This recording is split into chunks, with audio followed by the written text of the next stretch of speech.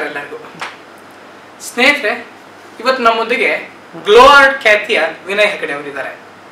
ಇವ್ರ ಬಗ್ಗೆ ಹೇಳ್ತಾ ಹೋಗ್ಬೇಕಂದ್ರೆ ತುಂಬಾ ಉದ್ದದ ಸಾಲುಗಳೇ ಬೇಕಾಗ್ತಾ ಹೋಗುತ್ತೆ. ಚಿತ್ರಕಲೆ, ಸಂಗೀತ, ತಬಲಾ ವಾದನ ಜೊತೆಗೆ ಆನಿಮೇಷನ್ ಕ್ಷೇತ್ರದಲ್ಲೂ ಕೂಡ ಇವರು ತುಂಬಾ ಪರಿಣಿತನ ಹೊಂದಿದ್ದಾರೆ. ನಮ್ಮ ಸಂದರ್ಶನಕ್ಕೆ ಸ್ವಾಗತ sir.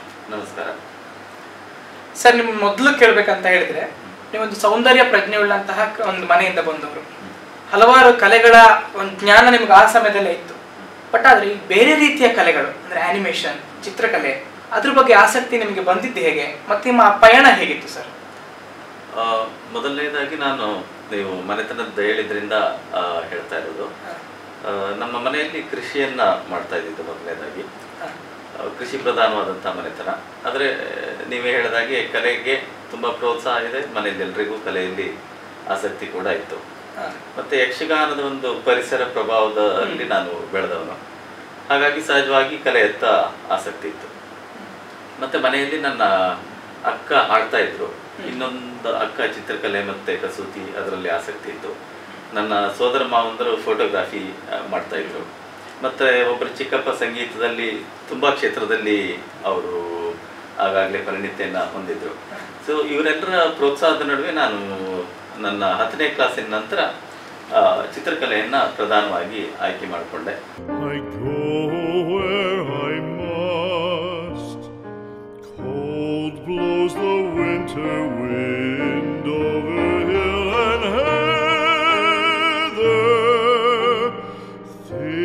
Drives the rain and my roof is in the dust. Loved of wise men was the shade of my roof tree. The true word of welcome was spoken in the door. Dear days of old, with the faces in the firelight, kind folks of old, you come again no more.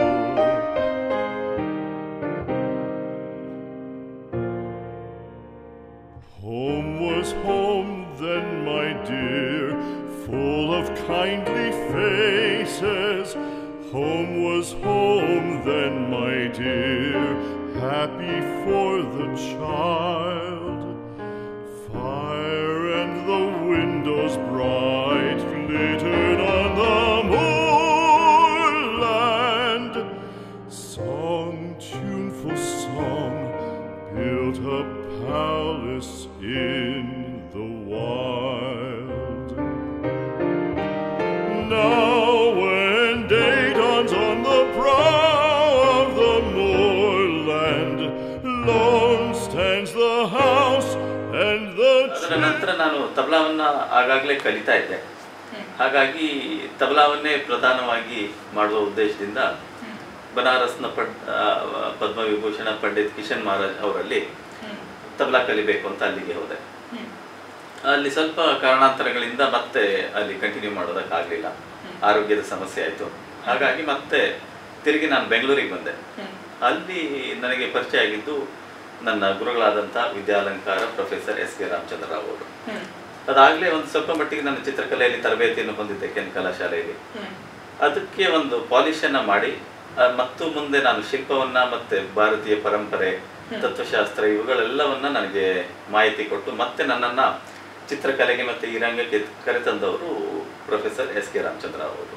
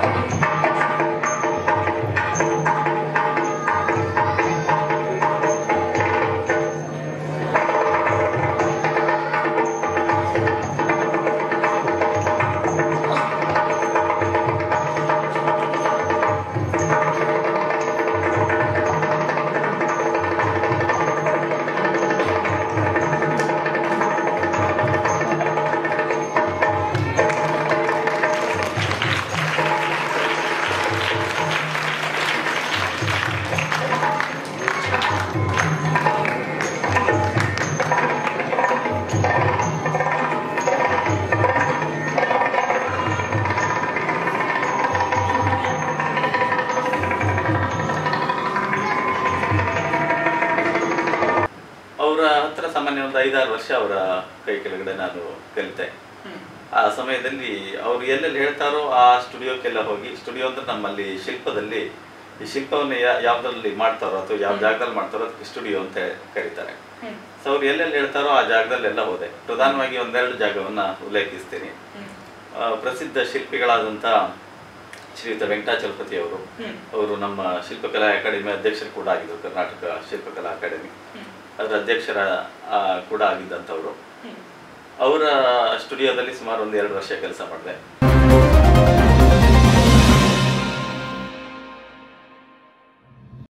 ಹಾಗೆ ಅದೆರಡರ ನಂತರ ನಂದೇ ಒಂದು ಸ್ಟುಡಿಯೋವನ್ನು ಬೆಂಗಳೂರಿನಲ್ಲಿ ನಾನು ಮಾಡ್ಕೊಂಡಿದ್ದೆ. So ಹೀಗಾಗಿ ಅಲ್ಲಿವರೆಗೆ ನಾನು ಈ ಸಾಂಪ್ರದಾಯಿಕ ಶಿಲ್ಪ ಮತ್ತು ಚಿತ್ರದವರೆಗಿದ್ದೆ ಅಲ್ಲಿವರೆಗೂ. ನಂತರ 2006ರಲ್ಲಿ ನನ್ನ ಗುರುಗಳಾದಂಥ ಪ್ರೊಫೆಸರ್ ಎಸ್ ಕೆ ರಾಮಚಂದ್ರ ಅವರು ತೀರ್ಕೊಂಡ್ರು. ನಂತರ ಮುಂದೇನು ಮಾಡಬೇಕು ಅಂತ ಗೊತ್ತಾಗಿಲ್ಲ. ಆಗಾಗಲೇ ಅವರು ಹಾಕಿಕೊಟ್ಟಂತ ಒಂದು ದಾರಿ ಇತ್ತು ಅಲ್ಲಿವರೆಗೆ. ಸೊ ಅದನ್ನೇ ಇಟ್ಕೊಂಡು ಮುಂದೆ ತಂತ್ರಜ್ಞಾನವನ್ನು ಇದಕ್ಕೆ ಅಳವಡಿಸಿಕೊಂಡ್ರು ಹೇಗೆ ಅಂತ ಆಲೋಚನೆ ಬಂತು. ಸೊ ಆ ನಿಟ್ಟಿನಲ್ಲಿ ವಿಚಾರವನ್ನು ಮಾಡಿ ಮುಂದೆ ಅದಕ್ಕೆ ಸಂಬಂಧಿಸಿದಂಥ ಅಧ್ಯಯನ ಪಡೆಯೋದಕ್ಕೋಸ್ಕರ ಕೆನಡಾದಲ್ಲಿ ವ್ಯಾಂಕೋವರ್ ಅಂತಿದೆ, ವ್ಯಾಂಕೋವರ್ ಫಿಲ್ಮ್ ಸ್ಕೂಲ್ ಅಂತ, ಒಂದು ಜಗತ್ತಿನ ಅತ್ಯಂತ ಒಂದು ಪ್ರಸಿದ್ಧವಾದಂಥ ಒಂದು ಅನಿಮೇಷನ್ಗೆ ಸಂಬಂಧಿಸಿದ ಒಂದು ಕಾಲೇಜ್ ಅದು. ಅಲ್ಲಿ ಸೀಟ್ ಸಿಕ್ತು. ಸೊ ಅಲ್ಲಿ ಅಭ್ಯಾಸವನ್ನು ಮಾಡಿದೆ ಅನಿಮೇಷನ್ ಅನ್ನ. ನಂತರ ಸಿಂಗಾಪುರದ ಲುಕಾಸ್ ಅನಿಮೇಷನ್ ಅಂತಿದೆ, ಅಲ್ಲಿ ನನ್ನ ಮೊದಲ ಜಾಬ್ ಅನ್ನು ಕೂಡ ನಾನು ಮಾಡಿದೆ. ಅಲ್ಲಿಂದ ನಂತರ ಡ್ರೀಮ್ ವರ್ಕ್ಸ್ ಅನಿಮೇಷನ್ ಅಂತ ಅಲ್ಲಿ ಕಳೆದ ಒಂದು 6 ವರ್ಷದಿಂದ ಆ ಕಂಪನಿಗೆ ವರ್ಕ್ ಮಾಡ್ತಾ ಇದ್ದೇನೆ. ಹೀಗೆ ಇದಿಷ್ಟು ನನ್ನ ಕಲೆಯ ಬಗ್ಗೆ ಕುರಿತಾದಂಥ ಒಂದು ಸ್ಥೂಲವಾದಂಥ ಒಂದು ಮಾಹಿತಿ.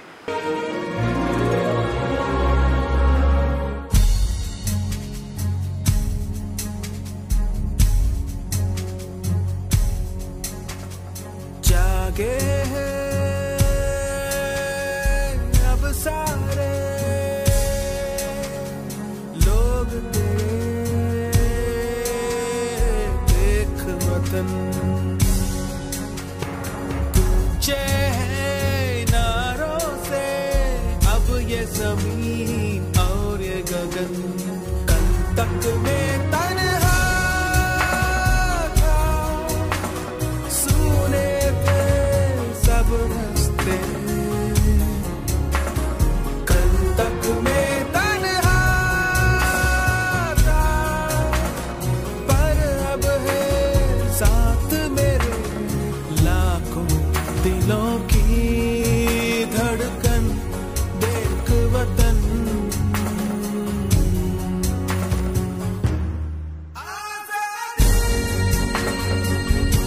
ಸರ್, ನಿಮಗೆ ಚಿತ್ರಕಲೆಯಲ್ಲಿ ಆಸಕ್ತಿ ಅಂತ ಹೇಳ್ತಾ ಬಂದ್ರೆ, ಚಿತ್ರಕಲೆಯಲ್ಲಿ ಆಸಕ್ತಿ ಬರೋಕ್ಕೆ ನಿಮಗೆ ಮೂಲವಾದ ಕಾರಣ ಏನಾಯ್ತು? ಮನೆಯಲ್ಲಿ ಒಂದು ಬ್ಯಾಕ್ಗ್ರೌಂಡ್ ಇದ್ರೂ ಕೂಡ ಒಂದು ಮಾಡರ್ನ್ ಆರ್ಟ್ ಅಥವಾ ಒಂದು ಸಾಂಪ್ರದಾಯಿಕ ಆರ್ಟ್ ಬಗ್ಗೆ ನಿಮಗೆ ಆಸಕ್ತಿ ಬೆಳಲಿಕ್ಕೆ ಕಾರಣ ಏನು? ಅಥವಾ ಭಾರತೀಯ ಪರಂಪರೆಯಿಂದ ಬಂದಿದ್ದ ಅಥವಾ ನಿಮ್ಮೊಳಗೆ ಸ್ಫುರಿಸಿದ ಅಂಶ ಏನು ಸರ್? ಅದನ್ನ ನಿಖರವಾಗಿ ಹೇಳೋದು ಕಷ್ಟ ಅಂತ ಅನ್ಸುತ್ತೆ. ಹೀಗಾಗಿ ನಾನು ಹೇಳ್ದಂಗೆ ನನ್ನ ಮನೆಯಲ್ಲಿ ಒಂದು ಪ್ರೋತ್ಸಾಹ ಇತ್ತು. ನನ್ನ ಮನೆಯಲ್ಲಿ ಯಾರು ಚಿತ್ರವನ್ನು ಬರೆಯುವಂತ ಚಿತ್ರಕಲಾವಿದರು ಅಂತ ಯಾರು ಇಲ್ಲ. ಮನೆಯಲ್ಲಿ ಎಲ್ಲರೂ ಚಿತ್ರಕಲಾ ಯಾವುದೇ ಕಲೆ ಇದ್ರೂ ಅದನ್ನು ಪ್ರೋತ್ಸಾಹಿಸುವಂತ ಮನಸ್ಥಿತಿ ಉಳ್ಳವರು ಮನೆಯಲ್ಲಿ. ನನ್ನ ತಂದೆ ತಾಯಿಗಳಿರ್ಬೋದು, ಚಿಕ್ಕಪ್ಪ ಚಿಕ್ಕಮ್ಮಗಳು, ನನ್ನ ಅಕ್ಕ ಸ್ವಲ್ಪ ಮಟ್ಟಿಗೆ ಕಸೂತಿ ಇದನ್ನೆಲ್ಲ ಮಾಡ್ತಾ ಇದ್ರು. ಅದರ ಪ್ರಭಾವ ಸ್ವಲ್ಪ ಮಟ್ಟಿಗೆ ಇರ್ಬೋದು, ಅದನ್ನೇ ನಾನು ನೋಡ್ತಾ ಇದ್ದಿದ್ದಕ್ಕ ಆಗಿರ್ಬೋದು. ಆಮೇಲೆ ಸ್ವಲ್ಪ ಮಟ್ಟಿಗೆ ನನ್ನ ಬಾಲ್ಯವನ್ನು ನಾನು ಕಳೀತಾ ಇದ್ದಿದ್ದು ನನ್ನ ಅಜ್ಜಿಯ ಮನೆಯಲ್ಲಿ ಅಥವಾ ಅಜ್ಜನ ಮನೆಯಲ್ಲಿ. ಅಲ್ಲಿ ನನ್ನ ಸೋದರ ಮಾವಂದರು ಫೋಟೋಗ್ರಾಫರು. ಆ ಕಾಲದಲ್ಲಿ ಶಿರ್ಸಿಯಲ್ಲಿ ಫೋಟೋಗ್ರಫಿಯನ್ನ ಮಾಡಿ ತುಂಬಾ ಒಂದು ಒಳ್ಳೆ ಸ್ಟುಡಿಯೋವನ್ನ ಎಸ್ಟಾಬ್ಲಿಷ್ ಮಾಡಿ ಶ್ರೀರಾಜ್ ಫೋಟೋ ಸ್ಟುಡಿಯೋ ಅಂತ ಹೇಳಿ ನನ್ನ ಬಾಲ್ಯವನ್ನು ಅಲ್ಲಿ ಕಳೀತಾ ಇದ್ದೆ ನಾನು. ಪ್ರಾಯಶಃ ಅದು ಒಂದು ಕಾರಣ ಇರ್ಬೋದು.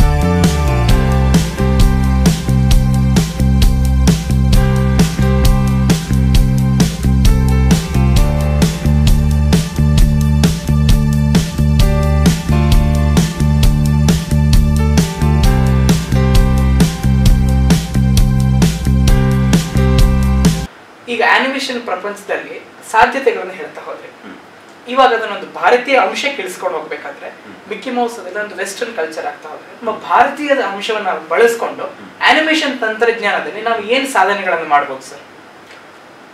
ನಮ್ಮ ಒಂದು ಪೌರಾಣಿಕ ಕಥೆಗಳಿರ್ಬೋದು ಅಥವಾ ಪಂಚತಂತ್ರದಂತಹ ಕಥೆಗಳಿರ್ಬೋದು, ಇವನ್ನ ನಾವು ಬಳಸ್ಕೊಂಡು ಮಾಡಿದ್ರೆ ತುಂಬಾ ಅದ್ಭುತವಾದಂತಹ ಅವಕಾಶ ಅನಿಮೇಷನ್ ಕ್ಷೇತ್ರದಲ್ಲಿ ಇದೆ. ಅನಿಮೇಷನ್ ಅಲ್ಲಿ ಮತ್ತೆ 2 ರೀತಿಯಾದಂತಹ ಅನಿಮೇಷನ್ ಇದೆ.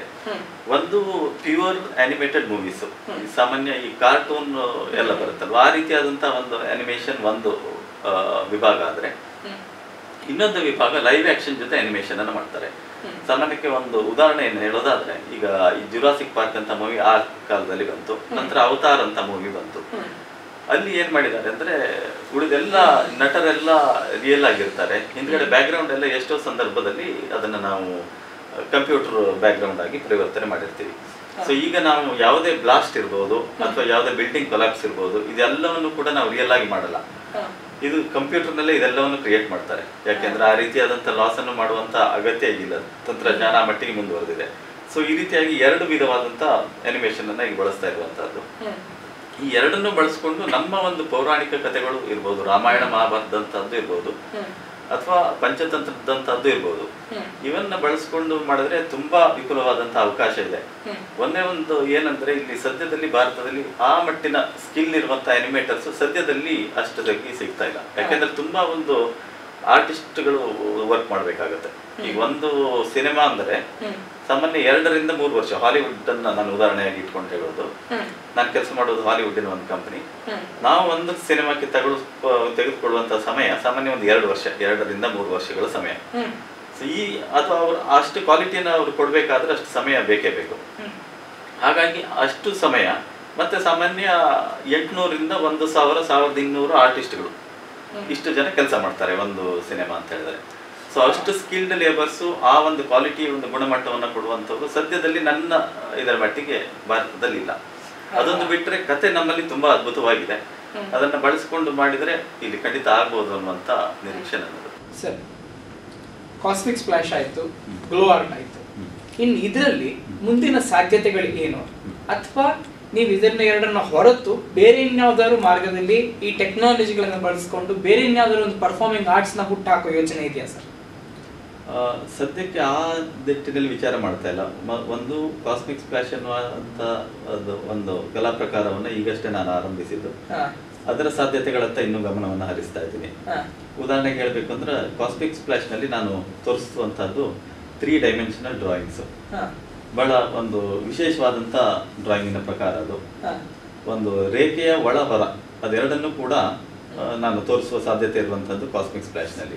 3 ಡೈಮೆನ್ಷನಲ್ ರೇಖೆಗಳನ್ನ ನಾನು ಅದರಲ್ಲಿ ತೋರಿಸ್ತೀನಿ. ಇನ್ನೊಂದು 3 ಡೈಮೆನ್ಷನಲ್ ಮಾಡೆಲ್ಸ್, 3D ಮಾಡೆಲ್ಸ್ ಅಂತ ಏನಿದೆ, ಅದನ್ನು ಕೂಡ ಒಂದು ಸೃಷ್ಟಿ ಮಾಡುವಂತ ಸಾಧ್ಯತೆ ಇರುವಂತ ಒಂದು ವಿಶೇಷವಾದಂತ ಮಾಧ್ಯಮ ಅದು. ನನಗೆ ಈಗಾಗಲೇ ಇರುವಂತ ಹಿನ್ನೆಲೆ ಶಿಲ್ಪದ ಹಿನ್ನೆಲೆ.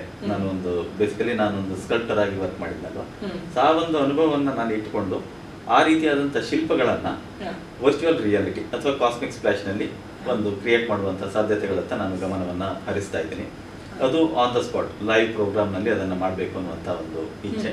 ಅದಕ್ಕೆ ಸ್ಪೀಡ್ ಕೂಡ ಬೇಕಾಗುತ್ತೆ. ಸ್ಪೀಡ್ ಸ್ಕಲ್ಪ್ಟಿಂಗ್ ಅಂತ ಒಂದು ಪ್ರಕಾರ, ಅದನ್ನು ಕೂಡ ನಾನು ಮಾಡ್ತಾ ಇದ್ದೀನಿ.